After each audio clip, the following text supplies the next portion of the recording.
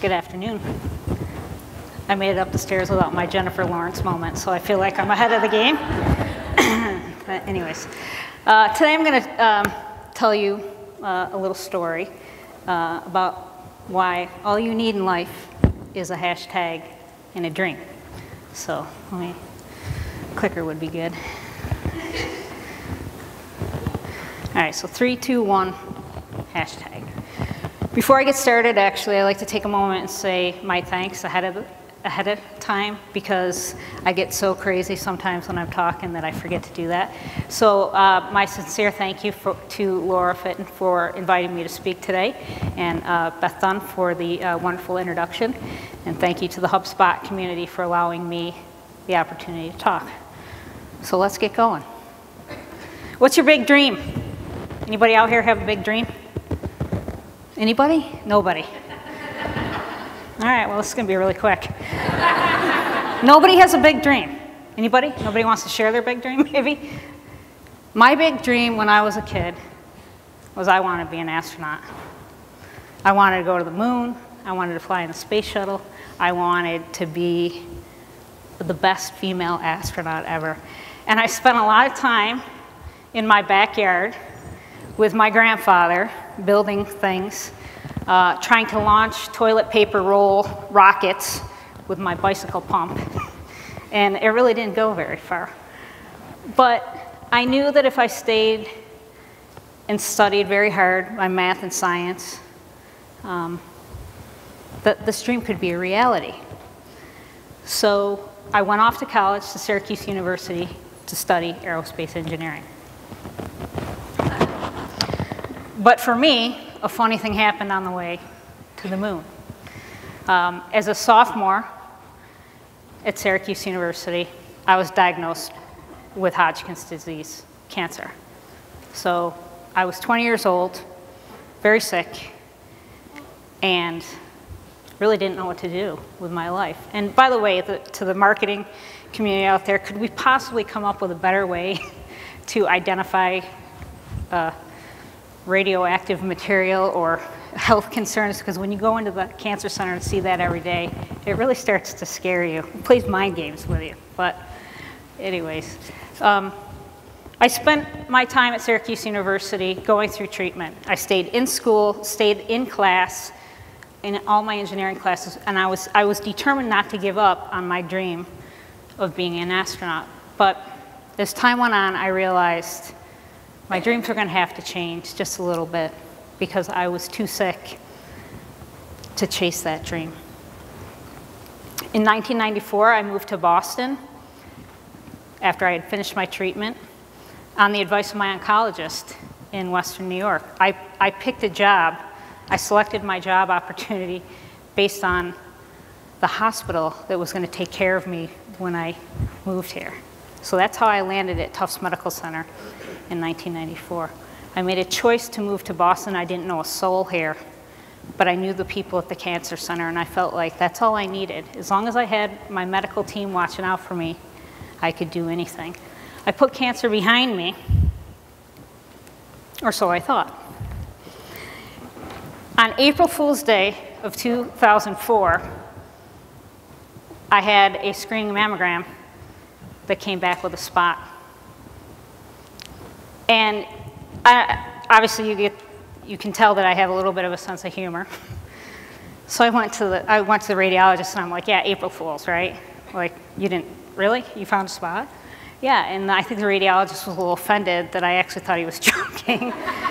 But I've made it my life mission to go to the medical center and say, please, you know what, April 1st, just take the day off. Like, no patient should have to go through the cancer center on April Fools. That's just not fair, because you're really hoping that it's going to be a joke.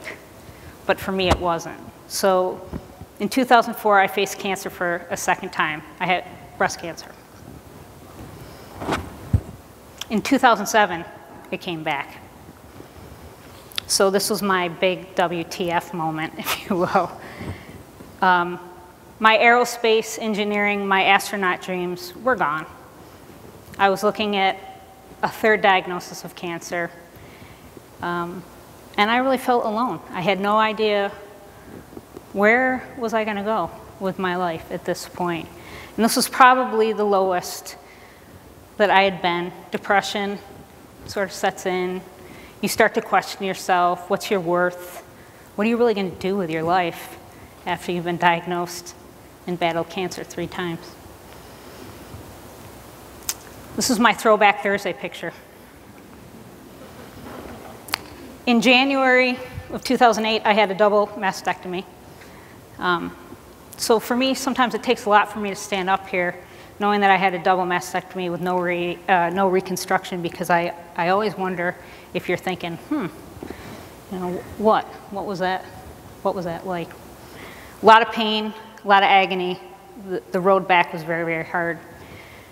And one night I found myself laying in bed in extraordinary pain. And I just looked at my mother and I said, I don't know if I can do this anymore. I've hit the end of the road. And my mother was usually the person that was like, Alicia, we've got this, we can do this. We're all in. And she didn't say anything. She walked out of the room, and I thought, well, that sort of validates that, right? We're done. Party's over. And she came back, and she gave me this photo. And she said, look at this. Look at this photo. And I looked at it, and I started to cry. I'm like, yeah, that's me on my favorite fire truck, going down the driveway. I'm loving life. You know, no holds barred. I was going down the driveway, 45-degree angle. I didn't care if there was 2 lanes of traffic coming both ways. I was going for it. She said to me, where is this kid? Where is this kid? Where is your wide-eyed sense of wonder? Where is your big dream? Where is this kid? What happened? You need to find this kid. This kid is still inside of you. This kid that wants to go to the moon. This kid that wants to do everything in life. Take it all in. Enjoy every single day for what it's worth. Where is this kid? When she put the picture on my nightstand, she walked away. She walked out of the room. And I just laid there. And I thought, I gotta find this kid. This is the only way back for me. I've got to find this kid. I've got to find this child in me, this sense of wonder, this dreamer, because that's the only way I'm going to be able to move forward. I got up the next day, and I signed up for Twitter. And that's my Twitter picture. And in that first few days of being on Twitter, I stumbled across people like Laura Fitton, Pistachio. I also stumbled across other cancer survivors. I went into the search Twitter function and typed in cancer survivor. And I was blown away at the number of profiles that came back at me that said, I'm a 2-time cancer survivor, I'm a 3-time cancer survivor, I'm a 4-time cancer survivor. I thought, oh my God, these people are living out loud.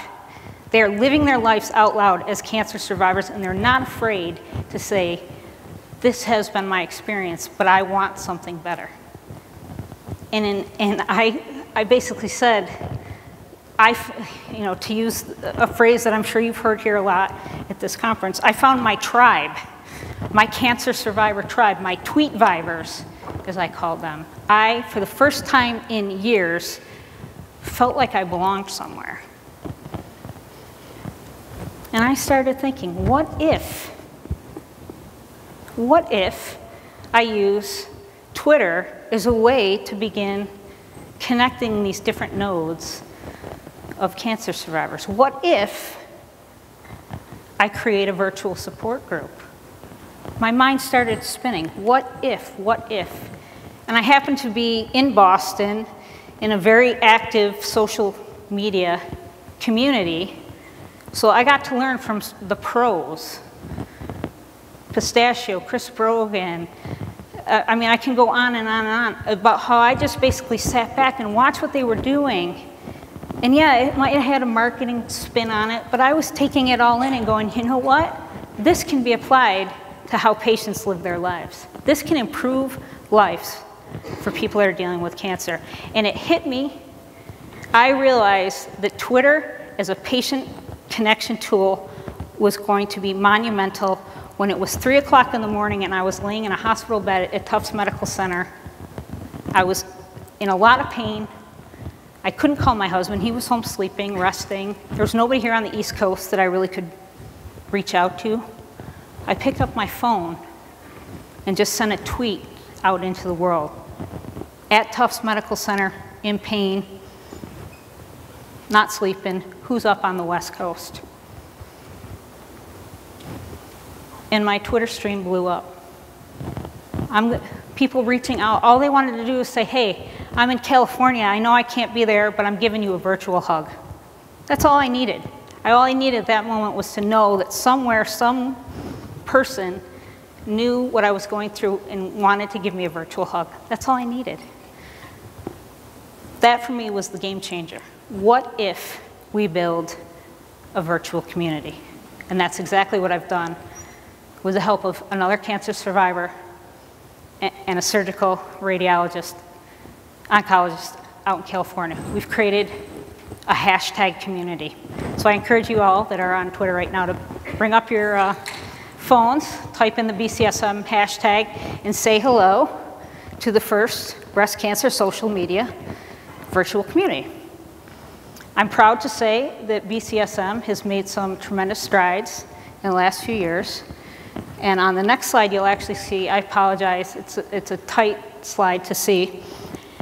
But we took that what if question and we turned it into, can Twitter and social media be an effective tool for breast cancer survivor support and education? And the answer was yes. If you look at the conclusions to our study, while many online breast cancer patient resources exist, data documenting patient educational benefits are lacking, but this study demonstrates that survivorship and connections are very, very important to the community. The BCSM community has been running a Monday night Twitter chat non-stop for over 3 years now. Every Monday night, 9 p.m. Eastern Standard Time, everybody in this virtual community checks in with each other, and it is a global brand. BCSM, Breast Cancer Social Media. How simple was that? Not simple, but there was a need. And we responded to the need, and we have created a virtual community of support. And I'm proud to say here today that BCSM is actually what we think is the first hashtag to actually apply for 501c3 status. So, what's your big dream? What's your big dream? My big dream is to see how far I can take BCSM. That's my dream. And I'll leave you with one little comment. I've not given up on the astronaut dream, as evidenced by these tweets. So any chance I get, I send a little reminder to NASA that I'm available if they ever need somebody to blast into space. So I'm thinking about rebranding myself as the first cancernaut, and I hopefully be able to update you on whether or not they blast me into space at some other point. But no matter where you go, have a dream and go for it. Thank you very much.